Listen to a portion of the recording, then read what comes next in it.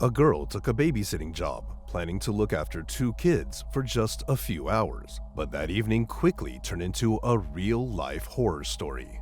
The terrifying events that followed sent shockwaves through the entire town, forcing detectives to dedicate all their resources to solving the mystery. In the end, they uncovered a chilling truth that stunned the entire nation.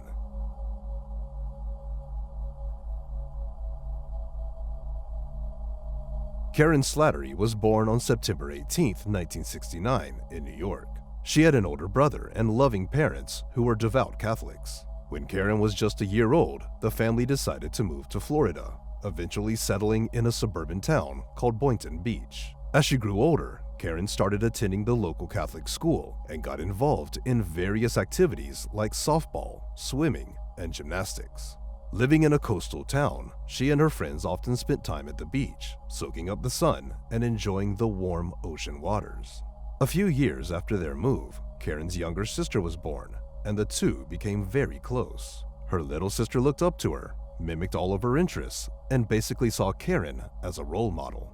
At 14, Karen started high school, which had a special babysitting program. The idea was simple. Parents who needed a babysitter for their kids would contact the school, and they would assign a student from the program who had attended the necessary training. For Karen, this was a great opportunity to earn her first bit of money. She loved kids and had plenty of experience looking after her younger sister, so she signed up right away. Karen quickly gained respect and trust from the local families. They loved her, as well as their kids, so she always had plenty of babysitting jobs lined up. At the same time, she excelled in swimming and planned to use her athletic skills to secure a college scholarship after high school. On March 24, 1984, Karen was scheduled to babysit two girls whose parents had hired her many times before. Although Karen initially wanted to spend that weekend with her friends and even considered turning down the job, she decided against it. One of her close friends had recently moved to another state, and Karen was eager to visit her during the upcoming break. To afford the trip, she needed to save up for the plane tickets. That evening, Karen's mom drove her to the family's house where she'd be babysitting. The parents welcomed Karen, reminded her to lock all the doors, and left for the night. For the next few hours, Karen and the girls had a great time. They played games, watched cartoons, had dinner, and around 9:30 p.m., Karen tucked them into bed. She then went back to the living room and called her best friend. The two chatted about their plans for the next day. Her friend's dad had gotten them tickets to a baseball game, and they were both really excited. After that call, Karen rang up another friend who was also babysitting that night. They exchanged stories about how their evenings were going, and Karen mentioned she was heading to the kitchen to grab something to eat. She promised to call back in a few minutes, but that call never came. Since it was already late, her friend just assumed Karen had fallen asleep.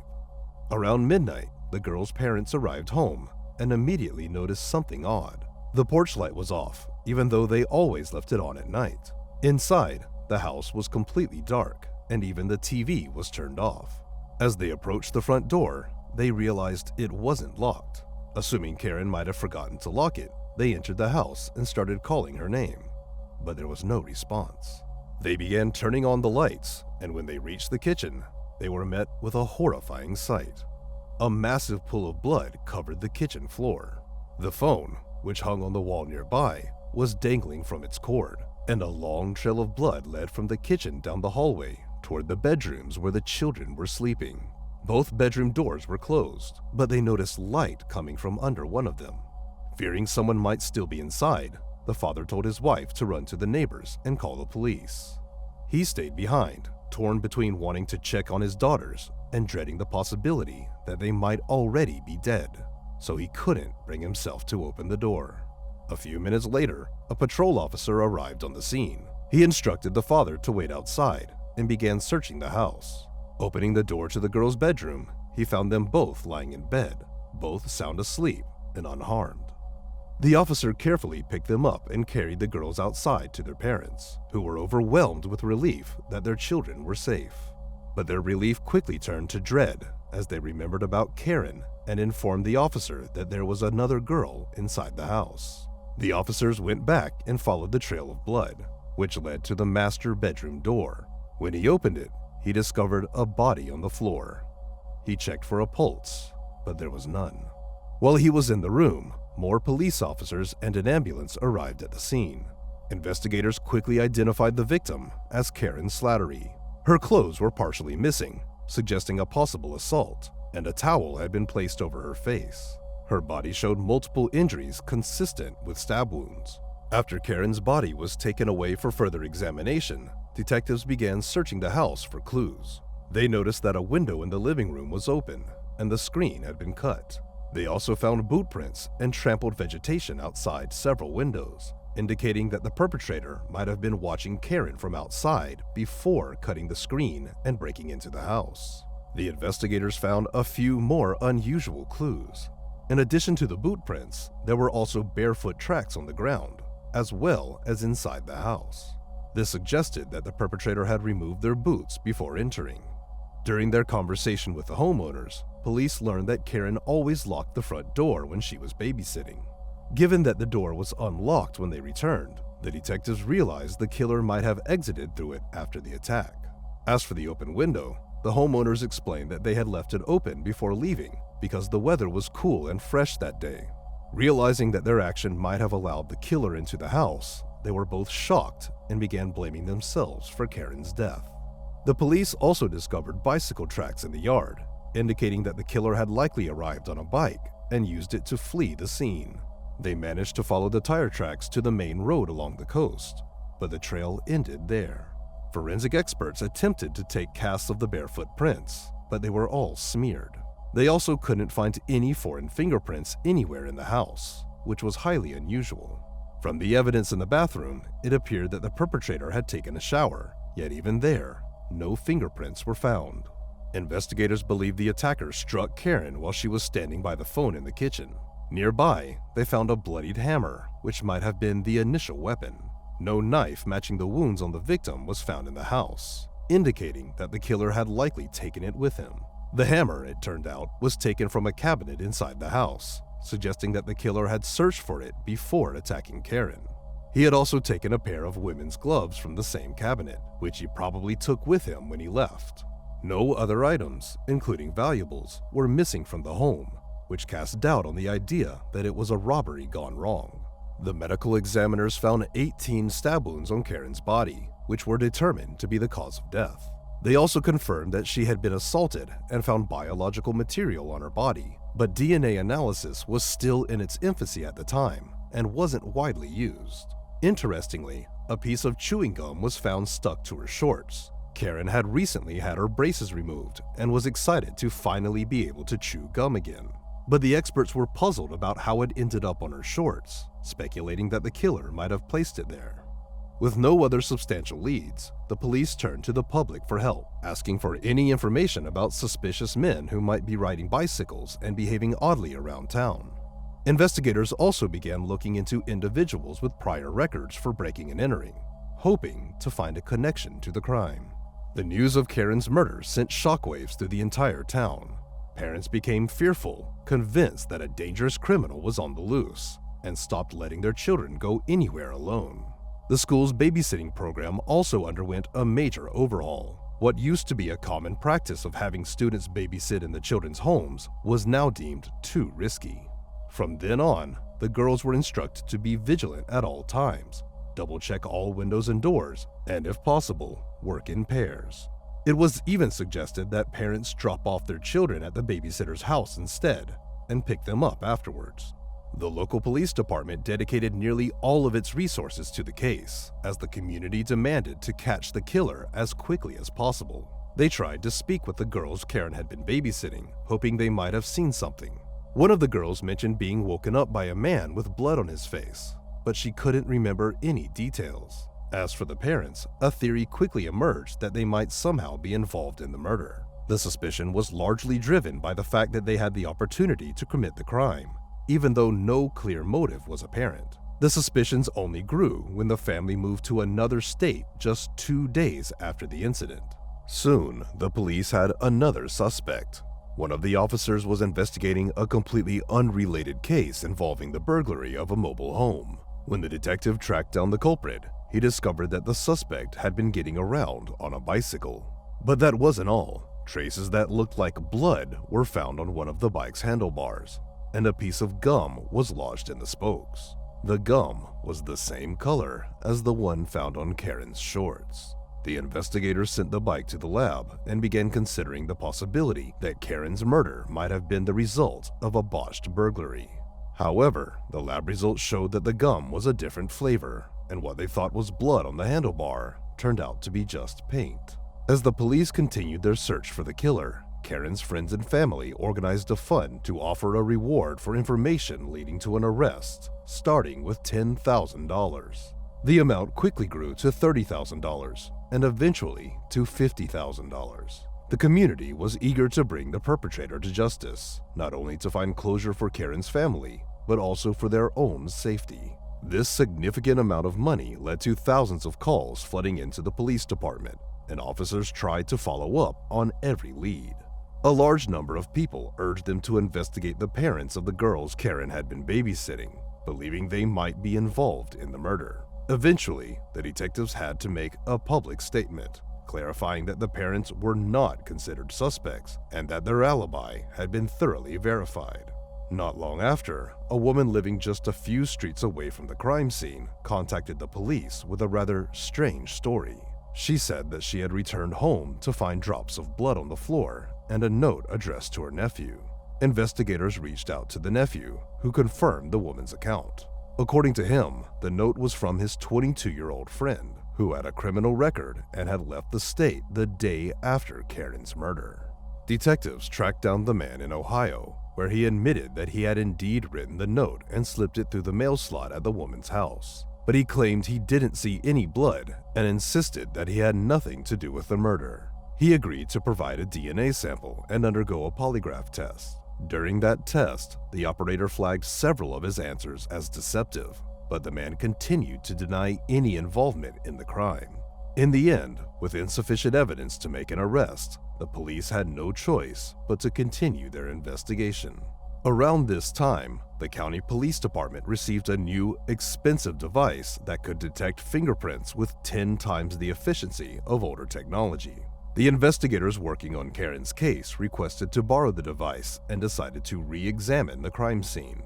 This time, they managed to uncover dozens of new fingerprints. However, after running them through their database, the experts concluded that all these prints belonged to the family members and their friends. In the next few weeks, the police followed up on thousands of leads and investigated numerous suspects, but nothing led to a breakthrough. The situation was further complicated by the fact that crime rates in the city had nearly reached record highs that year. The number of murders, assaults, and other crimes had significantly increased, putting additional strain on the police force. At one point, the police even recommended that parents submit their children's fingerprints to make it easier to locate them in case of a kidnapping, and many people responded to this request. For a while, there were no significant developments in Karen's case, but 2 months after the murder, everything changed. On May 29th, police discovered the body of 38-year-old Georgiana Warren in her home, just a few miles from Karen's town. Georgiana was found on her bed with a pillow covering her face, and a hammer was lying nearby.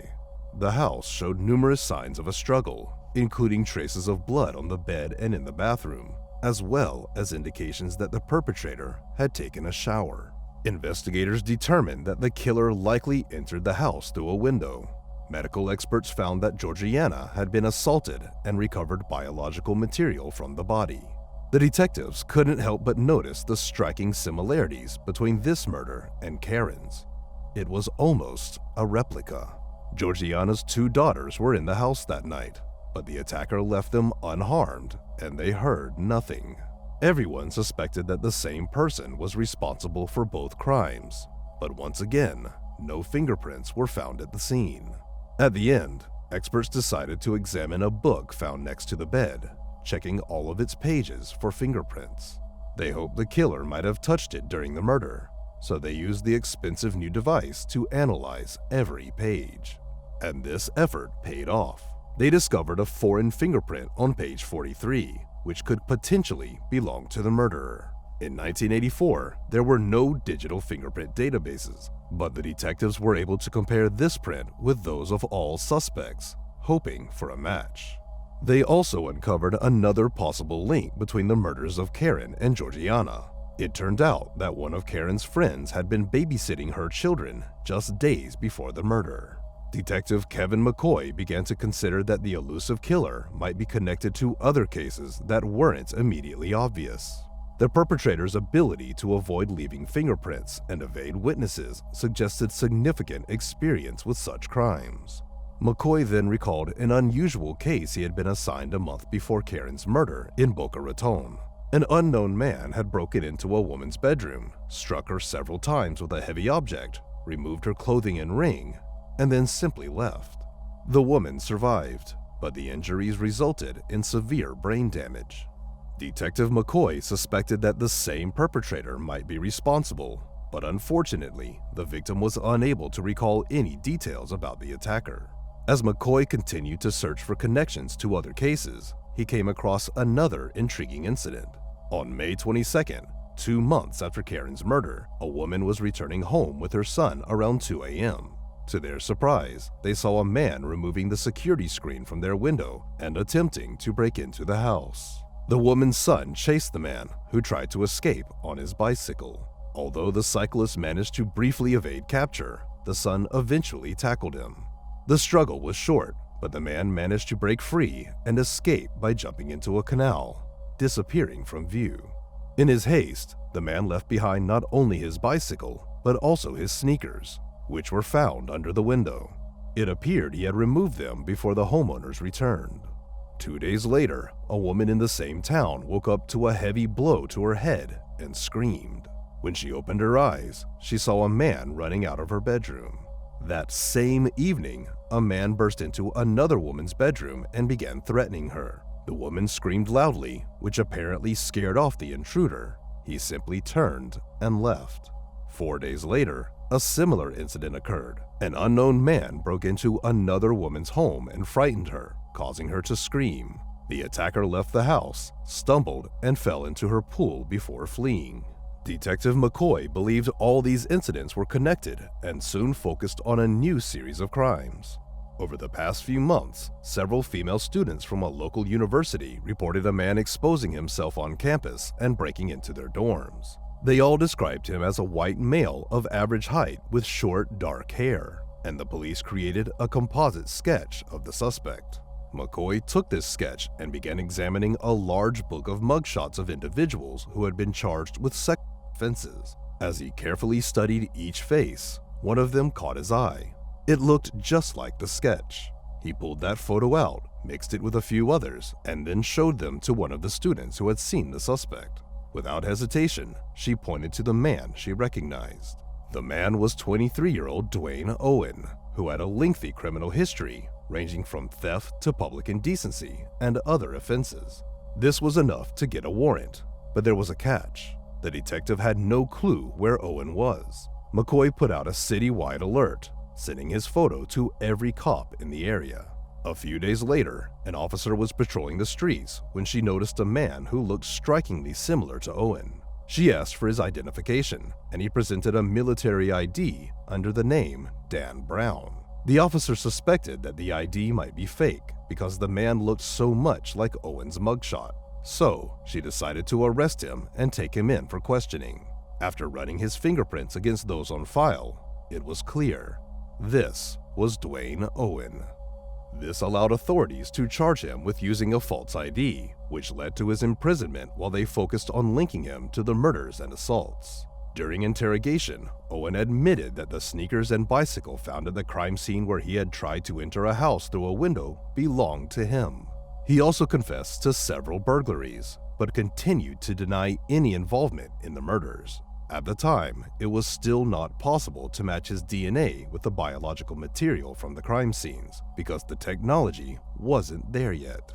Detectives questioned Owen for hours. He clearly enjoyed the process, often speaking in riddles and sometimes answering their questions in poems. When asked directly if he had killed anyone, he simply said yes, but didn't provide any details.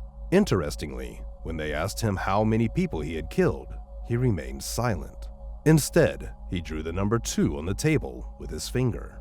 The man also bragged to the detectives that he knew criminology inside out and could commit crimes without getting caught. But he overlooked one crucial detail. Authorities had requested a comparison of his fingerprints with those found on one of the pages in Georgiana's book, and they finally made a breakthrough.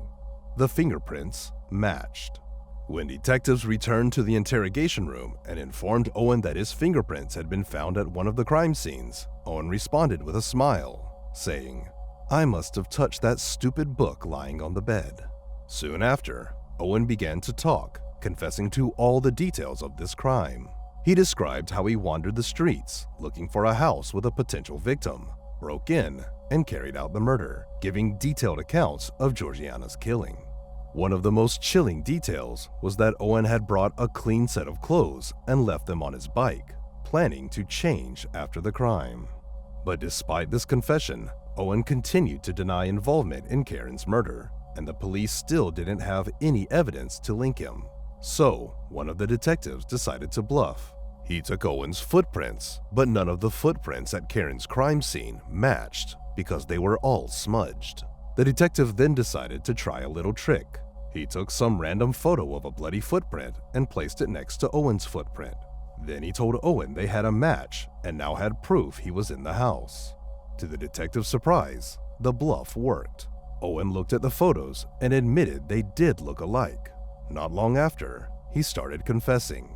According to Owen, he had been riding his bicycle around the area when, around 8 p.m., he saw Karen through a window and decided to kill her. First, he went to a bar, had a drink, stayed for a while, and returned to the house after dark. There, he watched the victim through the window for some time before removing his socks and putting them on his hands to avoid leaving fingerprints on the window frame. Once inside, he hid in a closet where he found a pair of women's gloves and a hammer. After a while, he saw Karen go to the kitchen and pick up the phone. Owen panicked, thinking she might have spotted him and was calling the police. He jumped out of his hiding place, attacked her, and dragged her into the master bedroom to assault her. Owen then took a shower, gathered his bloody clothes, and went outside to hide them in nearby bushes. He mocked the detectives, saying they had done a poor job because they hadn't checked all the bushes in the area. As for the knife, he rode his bicycle to the ocean and threw it into the water. After disposing of the evidence, he went home, where he lived with his brother and another roommate. He set the kitchen wall clock back by 2 hours and made a lot of noise until both roommates woke up. When they came out and asked him to be quiet, Owen apologized and said, "What time is it now?" Both men looked at the clock and saw the wrong time. Owen hoped this would give him an alibi if the police questioned his roommates. After his confession, Owen was charged with the 2 murders and went to prison awaiting his trial. As investigators dug into Dwayne Owen's background, they uncovered a troubling history. Owen grew up in extremely troubled circumstances. His parents, who struggled with alcohol and drug abuse, died when he was a child. As a result, he and his brother were shuffled between several foster homes. When Owen grew up, he briefly served in the military and then took criminal justice classes in college. He later confessed that he had hoped to become a police officer, but a minor criminal record dashed those dreams. Frustrated by his thwarted ambitions, he chose to take a different path. After being charged with the murders, Owen also admitted to numerous other crimes, including assaults, indecent exposure, voyeurism, as well as breaking and entering. At the same time, he insisted that Karen and Georgiana were the only victims he had killed. While he was awaiting trial, Owen almost managed to escape from prison. He got inside a trash bin, hoping it would be loaded into a truck and taken out of the facility. Fortunately, prison guards discovered him before he could make his escape. The trial for Karen's murder began a year later. Owen refused to admit guilt, and his lawyers claimed that his confessions had been coerced and that his rights had been violated. But when the full confession tapes were played in court, there was no doubt about his guilt. In the end, Owen received 2 death sentences, one for Karen's murder and one for Georgiana's. In addition to the murder charges, he was also given 6 life sentences for his other crimes. Since then, Owen has been awaiting the execution of his death sentence. But his story didn't end there. Owen soon filed an appeal in Karen's case, arguing that his right to remain silent had been violated. He pointed to the fact that during interrogations, he repeatedly said, "I don't want to talk about this," but the police continued to question him. To everyone's surprise, the court accepted his appeal, and all charges in that case were dropped. The prosecution appealed this decision, and after 7 years, Owen was granted a new trial, which again resulted in a death sentence. Since then, Owen has been in prison awaiting execution. As is often the case, there was a long delay between the sentencing and the actual execution, and this case was no exception. Owen's execution was scheduled for June 15, 2023, nearly 39 years after the murders. Karen's younger sister came to witness the death of her sister's killer. She wanted to look Owen in the eyes, but he kept them closed until the very end. It's worth noting that Karen's sister chose a career in law enforcement and became a sheriff. She has said that after Karen's murder, she suffered from insomnia and decided that if she couldn't sleep, she might as well be doing something useful. Share your thoughts on this story in the comments section, and don't forget to press the like button if you enjoyed my video. Thank you for watching.